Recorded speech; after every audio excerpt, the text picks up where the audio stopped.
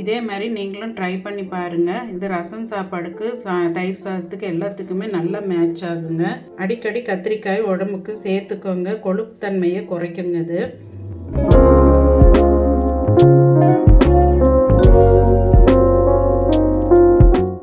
Hi friends, நான் உங்கள் GS family.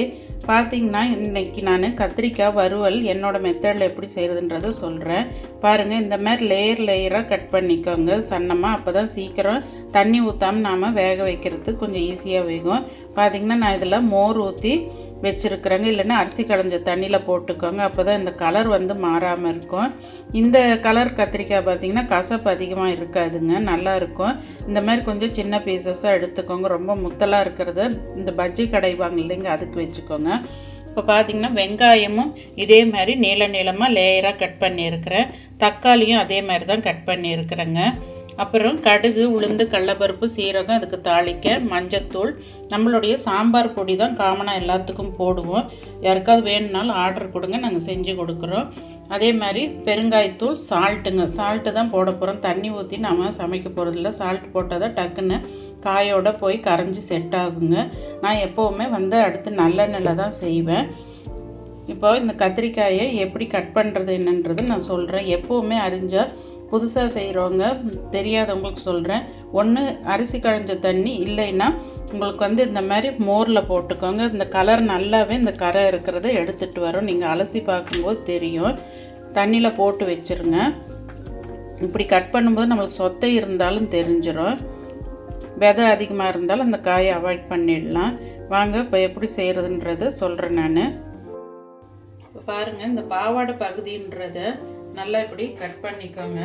Cut பண்ணிவிட்டு இந்த மாதிரி பண்ணிவிட்டு இப்படி லேயராக இப்படி கையில் பிடிச்சிட்டு இப்படி லேயராக கட் பண்ணிக்கோங்க. ஈஸியாக வரும், உங்களுக்கு வேகிறதும் ஈஸியாக வெந்துருங்க. பாருங்கள், இந்த அளவுக்கு கட் பண்ணதுக்கப்புறம் நீங்கள் இந்த மாதிரி வாஷ் பண்ண போட்டுக்கோங்க. இப்போ கடாய் ஹீட் ஆகிடுச்சுங்க, நம்ம சமைச்சிக்கலாம்.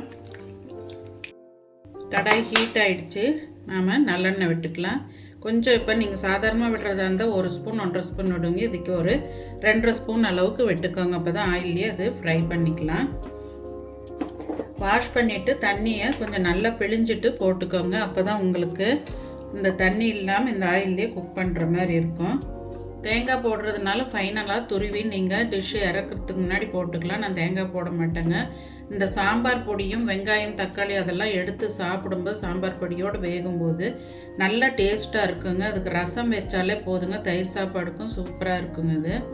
இப்போ நாம் கடுகு ஒரு 3/4 டீஸ்பூன் அளவுக்கு போட்டுக்கலாம். பாருங்கள், கடுகு பொரிஞ்சு வந்துருச்சு. கடலைப்பருப்பும் உளுந்தம் பருப்பும் அரை ஸ்பூன் சேர்த்து போட்டுக்கிறேன். எப்போவுமே நம்ம சமையலில் சீரகம் போடாமல் சமைக்க மாட்டாங்க. சீரகமும் செரிமானத்துக்கு போட்டுக்கலாம். பெருங்காயத்தூள் ஒரு 2 சிட்டிகை அளவு போட்டுக்கோங்க. கருவேப்பிலை, மழை பெய்யறதுனால நல்லா தளைஞ்சி வந்திருக்குங்க ஃப்ரெஷ்ஷாக கருவேப்பிலை.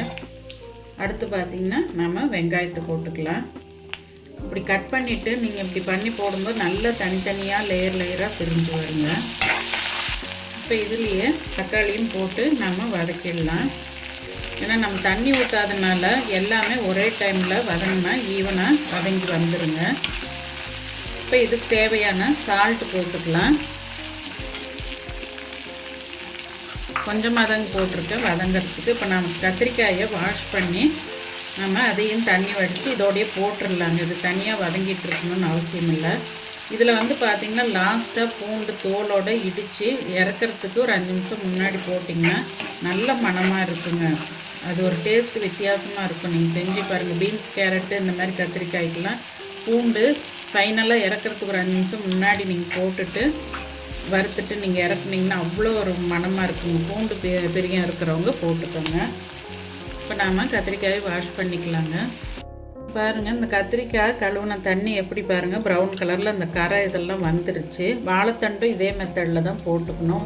வாழைப்பூ, வாழைத்தண்டு, கத்திரிக்காய், வாழைக்காய் இது எல்லாமே இந்த மெத்தடில் நீங்கள் மோரில் கழனி தண்ணியில் போட்டுக்கிட்டிங்கன்னா நல்லாவே இந்த கரை பிடிக்காமல் நம்மளுக்கு நல்லா ப்யூராக இருக்குங்க அந்த கலரு. இப்போ இது வாஷ் பண்ணி எடுத்து வச்சுருக்கிறேன். தண்ணியை நல்லா பிழிஞ்சிட்டு போட்டுக்கோங்க.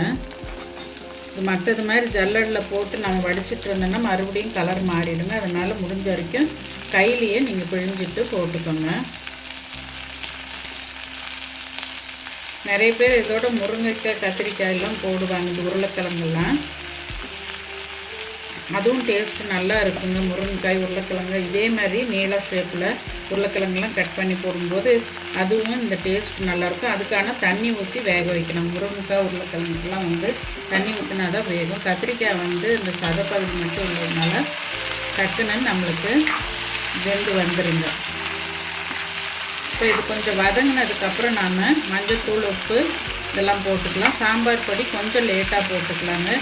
எடுத்தோடனே போட்டிங்கன்னா நம்ம போட்டிருக்க அந்த பவுட்ரு டக்குன்னு கடாயில் அடி பிடிக்க ஆரம்பிச்சிருங்க. நாம் இதை மூடி வச்சிடலாங்க. கொஞ்ச நேரம் அப்படியே வதங்கட்டும். அந்த கத்திரிக்காயில் கொஞ்சம் இருக்கிற ஈரத்துக்கும் இந்த ஆயிலுக்கும் வதங்கி வரட்டுங்க. பாருங்கள், நல்லா வதங்கி வந்துருக்கு பாருங்கள். நம்ம எவ்வளோ போட்டோம், இப்போ எவ்வளோ கம்மியாக இருக்கு பாருங்கள். மெலிசா போடும்போது உங்களுக்கு சீக்கிரமாகவும் வெந்துடும் தண்ணி இல்லாட்டியும். இப்போ நாம் சாம்பார் பொடியும் சால்ட்டும் போட்டுக்கலாங்க.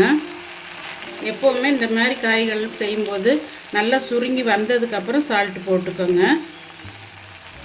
இந்த சாம்பார் பொடியே டேஸ்ட்டு நல்லா இருக்குங்க. எல்லாத்துக்குமே போட்டுக்கலாம். நீங்கள் காமனாக தான் நாங்கள் அரைச்சிருக்கிறோம். குருமாவை தவிர மீதி எல்லாத்துக்குமே இதை போட்டுக்கலாம். வத்த குழம்பு, புளிக்குழம்பு, சாம்பார், அதுக்கப்புறம் காய்கறிகள் என்ன பண்ணுறீங்களோ அந்த வறுவல் எல்லாத்துக்குமே போட்டுக்கலாங்க. நல்லா டேஸ்ட்டாக இருக்குங்க. வேணுன்றவங்க வாட்ஸ்அப்லேயோ இல்லை வெப்சைட்லேயோ நீங்கள் ஆர்டர் கொடுத்தீங்கன்னா நாங்கள் செஞ்சு கொடுக்குறோங்க. ஸ்டாக் வைக்க மாட்டோம். எப்போவுமே அளவளவாக செஞ்சு தான் நாங்கள் கொடுத்துட்ருக்குறோம். நல்லா இருக்குங்க டேஸ்ட்டு. இப்போ இது நல்லா வதங்கி வரட்டுங்க. ஃபைனலாக 2 பூண்டு தட்டி போட்டுக்கலாம். இப்போ க்ளோஸ் பண்ணி வச்சிடலாங்க. பாருங்கள், ஊற்றின ஆயிலெலாம் பிரிஞ்சு வந்துருச்சு, நல்லாவும் வெந்துருச்சு. இப்போ நம்ம இந்த ஸ்டேஜில் 2 பூண்டை தட்டி போட்டுக்கலாங்க. எவ்வளோ காய் போட்டோம், எவ்வளோ சுருங்கிருச்சு பாருங்கள். இப்போ நாம் பூண்டை போட்டுக்கலாம். விருப்பம் இருக்கிறவங்க போட்டுக்கோங்க. இப்போ இந்த ஹீட்லேயே அது அந்த பச்சை வாசத்தன்மை கொஞ்சம் போயிட்டு பூண்டோட வாசனை நல்லா இருக்குங்க. தேங்காய் போட்டாலும் பூண்டு போட்டுக்கலாங்க. நான் தேங்காய் போடல இன்றைக்கி. கொஞ்சம் சுருக்குன்னு இருக்கட்டும்ன்ட்டு தான் நான் தேங்காய் போடலைங்க. இப்போ இது ஒரு 2 நிமிஷம் இருந்தால் போதுங்க. நாம் டிஷ் ரெடி ஆகிடுச்சு, இறக்கிடலாம். பாருங்கள், வறுவல் சூப்பராக ரெடி ஆகிடுச்சு. பாருங்கள், உங்களுக்கு எங்கேயுமே ஒட்டலை. கடாயில் பாருங்கள், ஃப்ரீயாக திருப்ப வருது பாருங்கள்.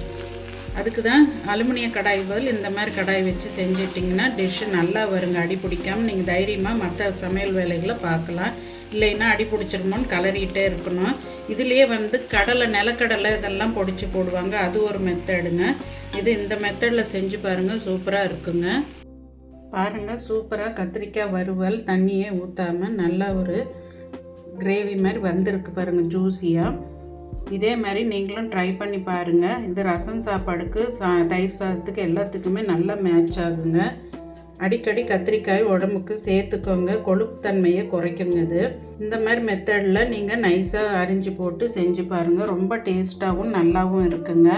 நீங்கள் என்ன மெத்தடில் பண்ணுவீங்கன்றதை சொல்லுங்கள். நான் பண்ணியிருக்கிற மெத்தட் பிடிச்சிருக்கான்னு சொல்லுங்கள். ஓகே ஃப்ரெண்ட்ஸ், பாய்.